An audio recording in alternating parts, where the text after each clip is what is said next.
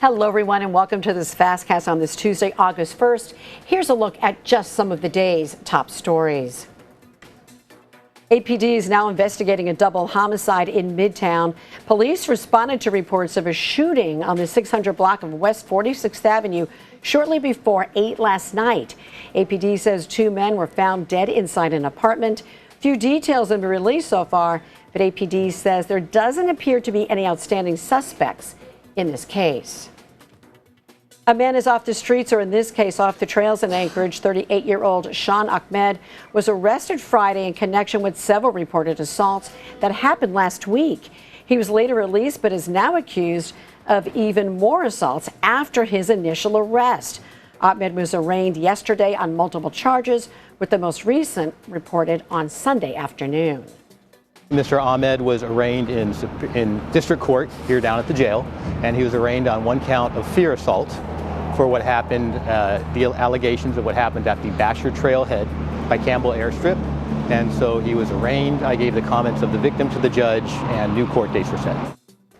The latest incident, according to court documents, was around 3 p.m. Sunday when three hikers in the Basher Trail area reported seeing a man coming towards them with a large stick. He backed away when they drew bear spray. Ahmed will now remain in custody until he can post his $1,000 cash bond and retain a third-party custodian. And in Chugiak, it's a tense situation between owners of a mobile home park, its residents, and authorities who say they're concerned about living conditions, including allegations of improper water and sewage services. Joe Cadat has the story. Alaska Department of Environmental Conservation Commissioner Jason Bruni says municipal eviction notices issued to the Forest Park Trailer Court in Chugiak last fall were extended through April of this year because of the impending winter. But the trailer park's water and sewage systems have long been under scrutiny. In the 5 years that I've been here as commissioner, this is the most egregious violation of rules that I have dealt with. Obviously, we have a history of working with bad actors, but I've never seen, and from the folks I've talked to that have been at DEC for decades, they've never seen such a bad actor as the Ritz family.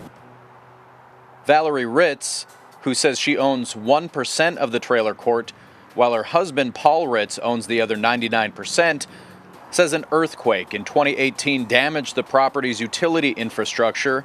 She says her attorney told her not to do an on-camera interview, although she denied nearly everything Jason Bruni said in his interview and categorized them at one point as saying a, quote, blatant lie.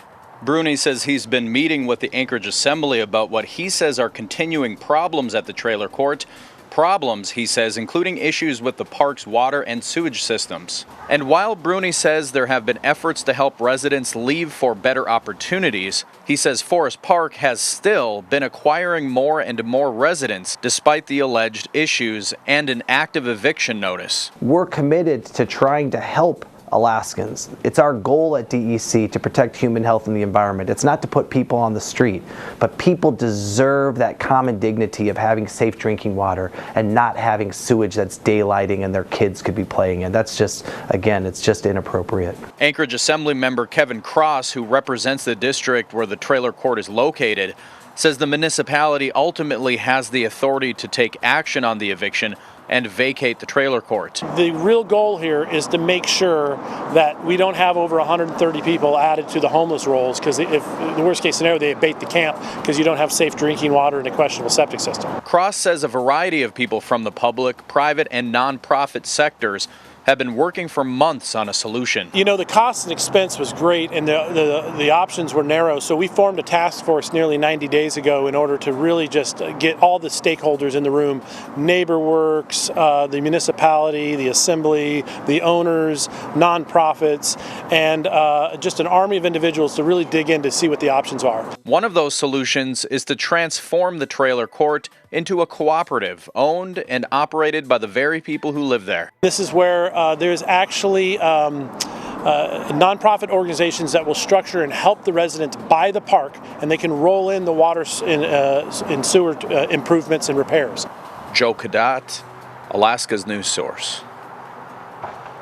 Well, that does it for this FastCast. And of course, you can always catch all the news, weather, and sports of the day on alaskasnewssource.com or on any of these streaming platforms. Have a great day, everyone. Thanks for joining us.